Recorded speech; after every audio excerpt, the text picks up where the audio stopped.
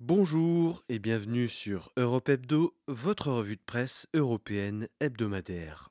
Pour cette quatrième semaine de 2025, l'avis de l'Union revient sur la nouvelle procédure de l'UE contre la Chine devant l'OMC, les potentiels différends commerciaux à gérer pour la Commission, la présentation de la présidence polonaise du Conseil de l'UE et la progression des énergies propres dans le mix électrique.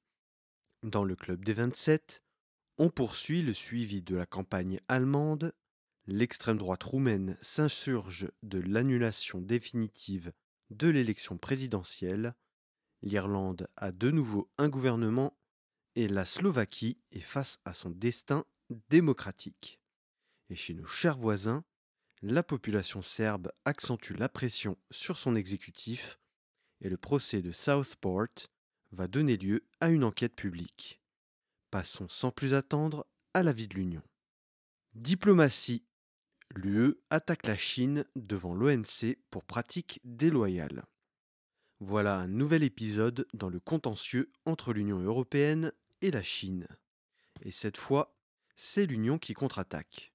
Après avoir adopté des frais de douane supplémentaires pour les véhicules électriques produits en Chine, c'est-à-dire même pour les constructeurs non chinois ayant bénéficié de subventions chinoises, la Chine avait répondu en lançant des enquêtes sur les vins et spiritueux européens, particulièrement sur le cognac, sur les produits issus du port européen et sur les produits agricoles européens pour concurrence déloyale, considérant que la PAC était une aide à la production inéquitable. Sur ces dossiers, l'Union européenne a lancé des procédures devant l'OMC, se disant sereine quant à l'issue des dossiers devant l'OMC. Lundi 20 janvier, la Commission européenne annonce lancer une procédure devant l'OMC pour pratiques commerciales déloyales et illégales. Cette procédure commence par une phase de négociation entre les deux parties. L'Union européenne reproche à la Chine de brader les brevets européens. Comment ? La Chine a habilité ses tribunaux à fixer des tarifs contraignants pour des brevets essentiels, sans le consentement des détenteurs de ces brevets. La procédure lancée par la Commission européenne concerne les brevets concernant la 5G. Ainsi, les concurrents chinois aux entreprises européennes peuvent acheter les brevets bien en dessous du prix du marché, ce qui constitue une concurrence déloyale. L'Union et la Chine ont 60 jours pour aboutir à un accord. S'il n'y a pas d'accord à l'issue de ce délai, c'est la phase contentieuse qui va démarrer. Diplomatie encore, l'UE face au coup de boutoir de la Chine et des États-Unis. Mardi 21 janvier, Ursula von der Leyen tenait un discours au Forum économique mondial de Davos pour donner l'orientation de l'Union européenne. D'un côté, il y a l'offensive de la Chine qui cherche à écouler ses énormes stocks de produits subventionnés en Europe, quitte à multiplier les contentieux sur les tarifs douaniers. De l'autre, il y a les intimidations de Donald Trump, qui cherche absolument à écouler lui aussi les produits américains sur le continent européen, quitte là aussi à menacer d'une hausse de tarifs douaniers. Sur les États-Unis, la présidente de la Commission a rappelé que les premières victimes de ces tarifs douaniers seront les Américains eux-mêmes. En témoigne l'augmentation significative de l'importation de vins et de fromages européens avant l'investiture de Trump. Aussi, plusieurs millions d'emplois dépendent directement des échanges avec le marché unique européen. 3,5 millions d'emplois américains dépendent d'entreprises européennes et un autre million dépend directement de l'import-export avec l'UE. Les deux parties sont interdépendantes sur les marchés aéronautiques et pharmaceutiques. Ursula von der Leyen rappelle la doctrine historique de la Commission. Le dialogue prévaut. L'Union ne prendra de mesures de rétorsion que si elle en est contrainte. Encore une fois, la force politique de la Commission sur le commerce international dépendra du soutien des États membres et combien ils seront prêts à défendre le bien de 450 millions d'Européens aux dépens de leurs intérêts nationaux propres. D'après le secrétaire au Trésor américain, c'est une tactique de Trump pour obliger les producteurs européens à s'implanter aux États-Unis et y créer de l'emploi.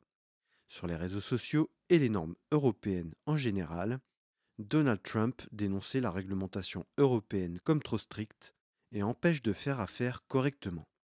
Au Parlement européen, c'était semaine de plénière et l'arène politique européenne ne pouvait pas non plus échapper au débat sur les menaces de Donald Trump, et notamment sur les règlements, sur le marché et sur les services numériques, le DMA et le DSA, notamment après l'annonce faite par les GAFAM de l'abandon de la collaboration avec les fact-checkers et des programmes d'inclusion et de protection des minorités. Alors que la droite et l'extrême droite veulent trouver un accord rapidement, par exemple sur le gaz naturel liquéfié, la gauche et le centre ne veulent surtout pas quitter l'étreinte étouffante russe pour tomber dans celle d'une Amérique qui veut écraser son allié historique. Et dans ce sens, les signes se multiplient déjà. Alors que Meta a suivi X dans sa dérégulation, Alphabet, maison mère de Google, et Microsoft, à qui appartient aussi LinkedIn, ont eux aussi annoncé renoncer à la vérification des faits sur leur plateforme. Alphabet argue qu'elle n'y a jamais eu recours, mais qu'elle a d'autres moyens de réguler qu'elle considère efficaces. Microsoft justifie sa position en disant que ce n'est pas pertinent pour son moteur de recherche Bing et que ce n'est pas proportionné dans le cas de LinkedIn. Pendant ce temps, Meta temporise et annonce qu'ils ne prendront pas de décision tout de suite en ce qui concerne la régulation de Meta Europe. Côté intelligence artificielle, Donald Trump espère bien atomiser la concurrence avec un plan de 500 milliards de dollars jusque 2029 pour construire des centres de données géants pour lui faire passer un cap. Il n'a annoncé aucune subvention fédérale, mais a indiqué que l'État fournirait le foncier et l'énergie nécessaires à la construction de ces centres. À titre de comparaison, le budget du programme de recherche et d'innovation Horizon Europe est de 93,5 milliards d'euros pour la période 2021-2027, une goutte d'eau. Et même si pour le prochain budget, les équipes compétentes de la Commission recommandent un budget de 200 milliards d'euros pour la période 2028-2034, la commissaire aux startups, à la recherche et aux innovations, Ekaterina Zaharieva, déclare que ce montant est irréaliste. L'Europe ne semble pas du tout jouer dans la même cour que les États-Unis, et ça ne sera pas demain que ça changera. Conseil de l'UE, une présidence polonaise sous le signe de la sécurité. Cette semaine, c'était semaine de plénière, et qui dit rentrée parlementaire, dit présentation de la nouvelle présidence. Et semestre polonais oblige, c'est Donald Tusk qui est venu défendre son programme devant l'Assemblée parlementaire européenne. Mercredi 22 janvier, donc, Donald Tusk est venu défendre ses objectifs de lutte contre l'immigration irrégulière, mais aussi la sécurité sanitaire, énergétique et alimentaire, ou encore la lutte contre les ingérences étrangères et la désinformation. Sur l'immigration, Donald Tusk a rappelé que la Pologne était victime des manœuvres de déstabilisation de son voisin russe.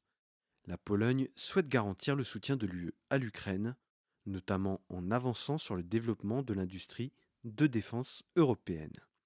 Sur la déclaration de Trump de vouloir relever l'objectif de contribution à l'OTAN à 5% du PIB, Donald Tusk a déclaré prendre cette demande positivement et souhaite que l'Union soit à la hauteur de ses responsabilités. La Pologne, de son côté, est déjà à 4,1% du PIB en matière de défense.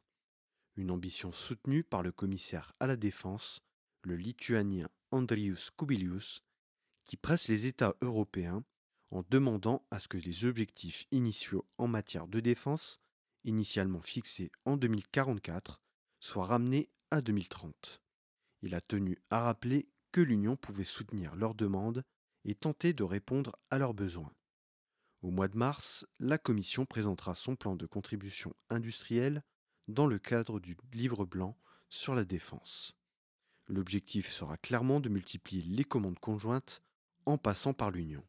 Le commissaire Kubilius aura la lourde tâche de créer ou de faire aboutir le bouclier de défense aérien européen, le bouclier de cybersécurité, le bouclier spatial, le bouclier de défense frontalier nord-est ou encore la mobilité militaire.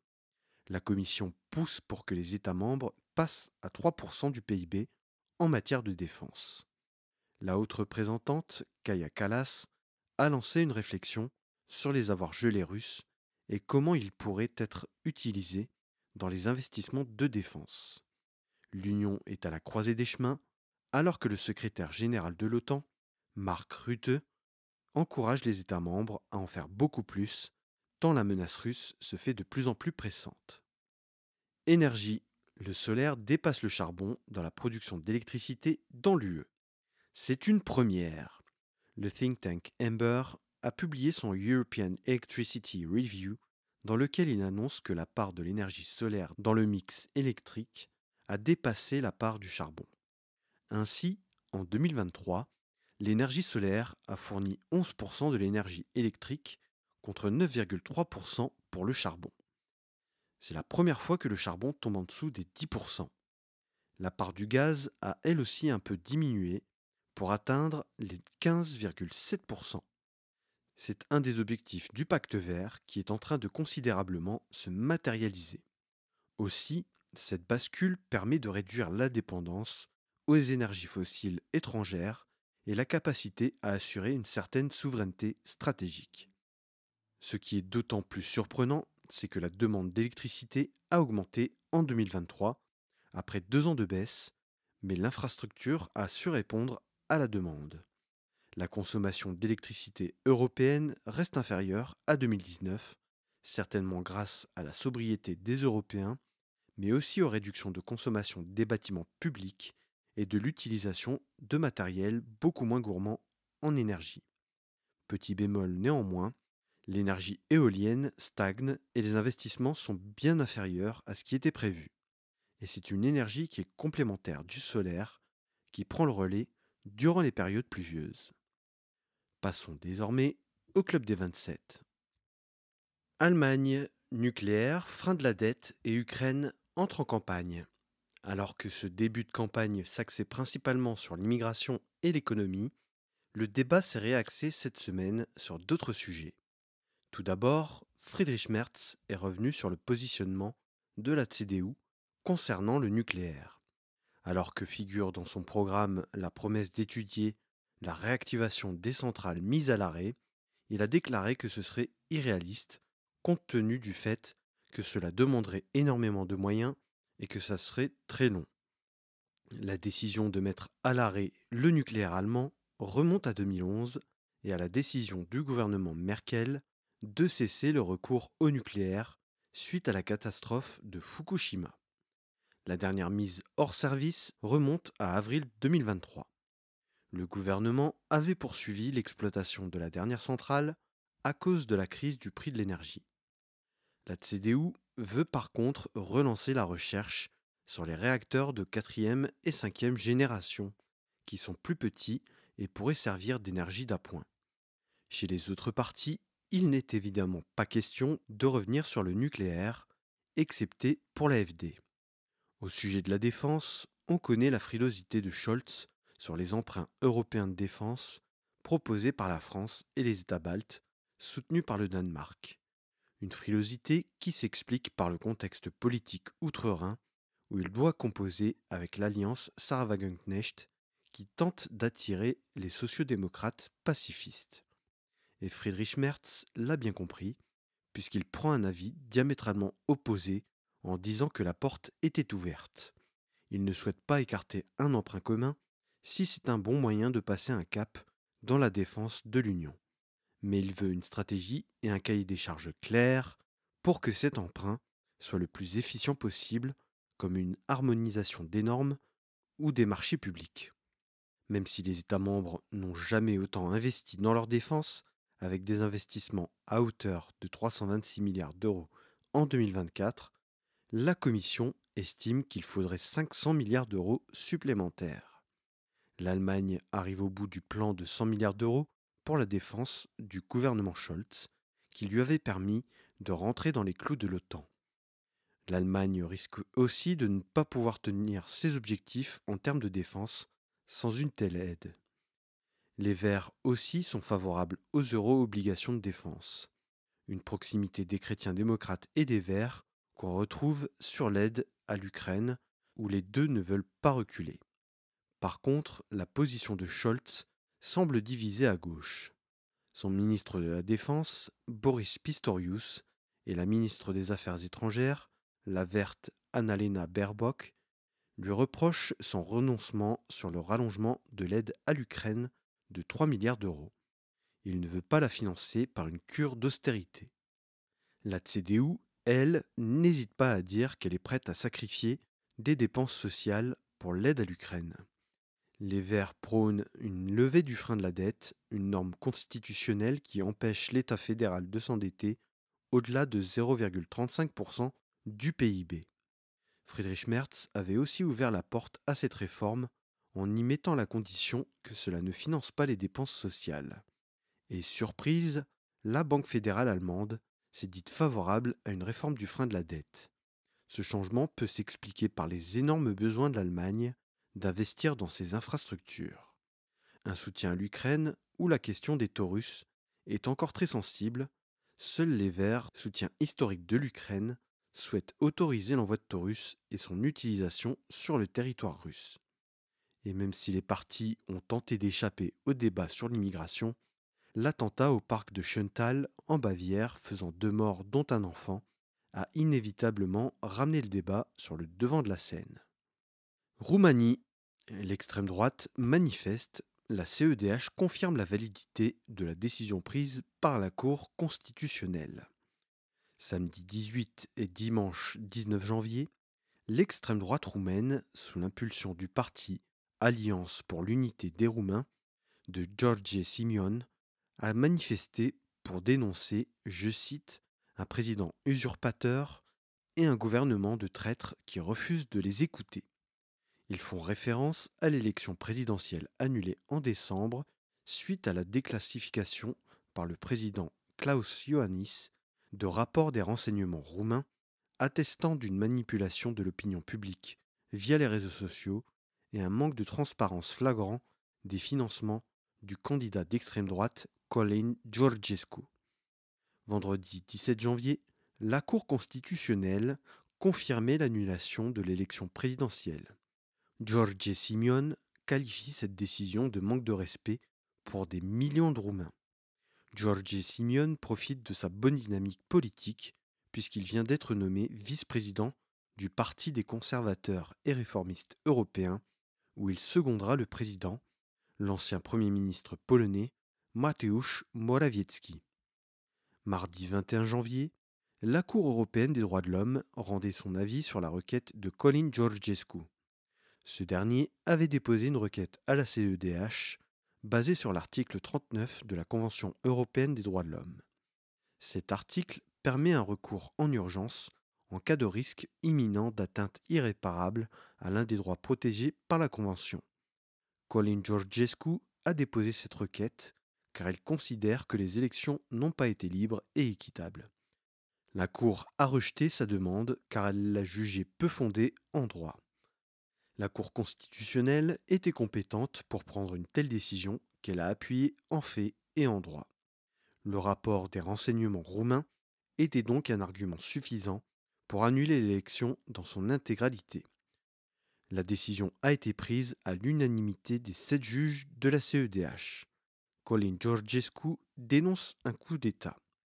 L'élection présidentielle a été reprogrammée les 4 et 18 mai, autant dire qu'entre-temps, l'ambiance politique a largement de quoi se détériorer.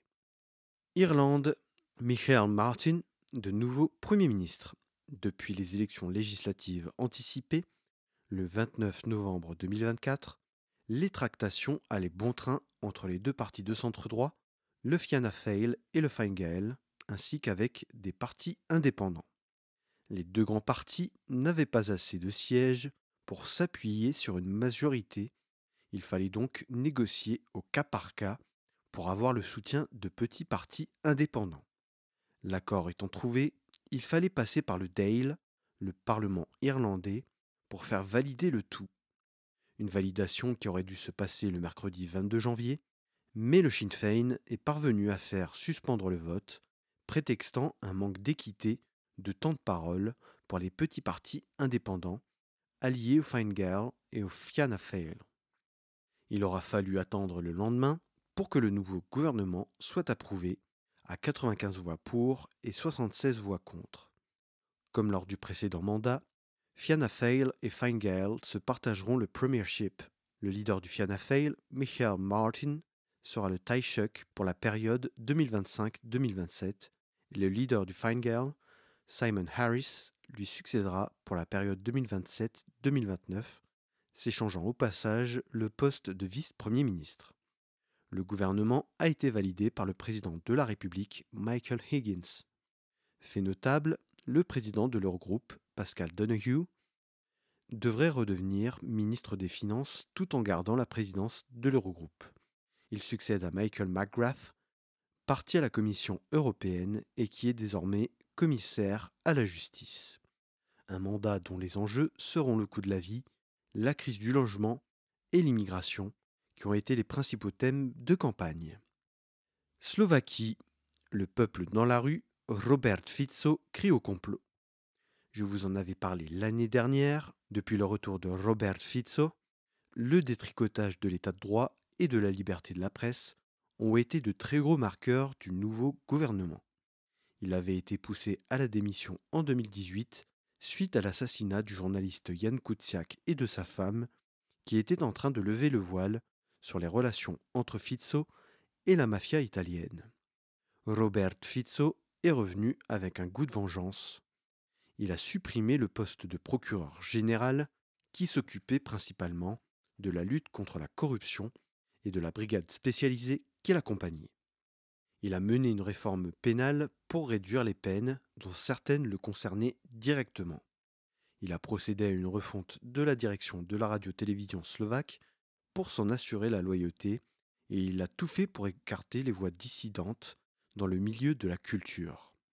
Depuis le début de son mandat, les Slovaques manifestent contre ces dérives autoritaires et ses dernières sorties à l'encontre de l'Ukraine, qui l'accuse de saboter la souveraineté slovaque, n'a fait que renforcer ces manifestations. Cette semaine, mardi 21 janvier, l'opposition, menée par le parti Slovaquie progressive, a tenté une motion de censure à l'égard du gouvernement au Parlement slovaque. Cette motion de censure a fait suite à la lecture d'un rapport du SIS, les renseignements slovaques. Ce rapport, lu par Fico lors de la session parlementaire, disait explicitement que l'opposition slovaque, soutenue par des ONG financées par des pays étrangers, tenterait de déstabiliser le gouvernement slovaque et de le faire tomber.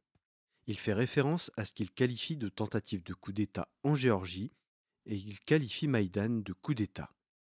Une preuve supplémentaire que Robert Fico utilise pleinement la rhétorique de Moscou.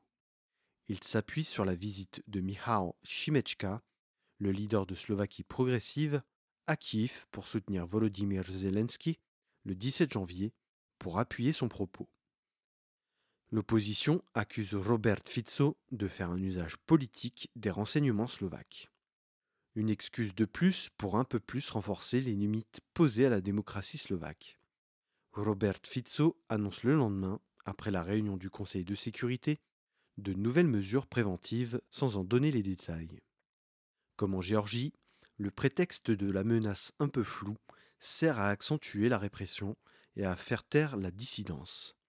Face à de telles accusations, les Slovaques ont manifesté partout dans le pays, aussi bien à Bratislava qu'à Košice ou d'autres grandes villes. En tout, ce sont une vingtaine de villes qui sont concernées.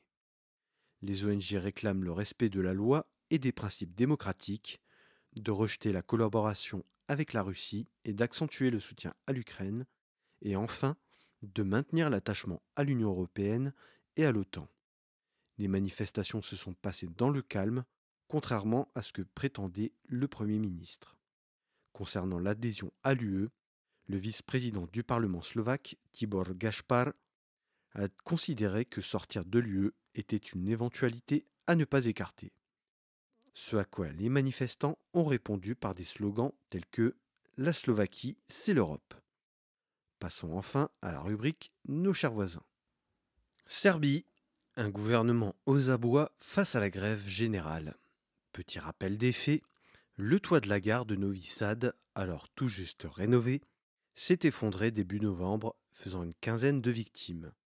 Ce qui n'était que des manifestations localisées s'est répandu à travers le pays au mois de décembre, notamment à travers des mouvements étudiants dans les universités. Le mouvement ne cesse de grandir. Chaque jour, à 11h52, heure du drame, les manifestants effectuent 15 minutes de silence pour rendre hommage aux victimes. Jeudi 16 janvier, alors que les étudiants manifestaient paisiblement à Belgrade, une voiture a renversé une étudiante, la laissant dans un état grave. Les soutiens du gouvernement tentent de dissuader les manifestations, mais c'est l'inverse qui se produit. Dimanche 19 janvier, les avocats du barreau de Serbie ont voté à l'unanimité la grève pour une semaine à compter du lundi 20 janvier. Le mouvement a été rejoint par de nombreux corps de métier. Les enseignants ont été les premiers à les suivre. Puis les métiers de la protection sociale et du médical montraient leur soutien au passage des manifestants. Le milieu de la culture a baissé le rideau, même les juges refusent de procéder aux auditions quand la police leur ramène des manifestants. Les restaurants et les cafés qui ne peuvent pas faire grève offrent thé et café aux grévistes. C'est tout le pays qui demande des comptes, aussi bien que la lumière soit faite sur la rénovation de la gare, que l'augmentation du budget des universités et la fin des attaques contre les manifestants. L'exécutif répond qu'il a accédé à toutes ces demandes et qu'il ne comprend pas pourquoi les manifestations se poursuivent. Pourtant, vendredi 24 janvier, plusieurs étudiants ont été renversés, dont un par le bus qui a emmené les soutiens du gouvernement au meeting à Jagodina.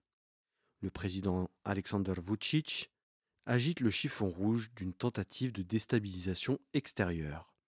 Pour appuyer son propos, il jette l'opprobre sur les meneurs de la manifestation étudiante, les jumeaux Lazar et Luka Stojaković, dont le journal pro-gouvernemental Večernje Novosti n'a pas hésité à publier les données personnelles et à révéler qu'ils avaient la nationalité croate, ce qui suffirait d'après eux à prouver une ingérence croate.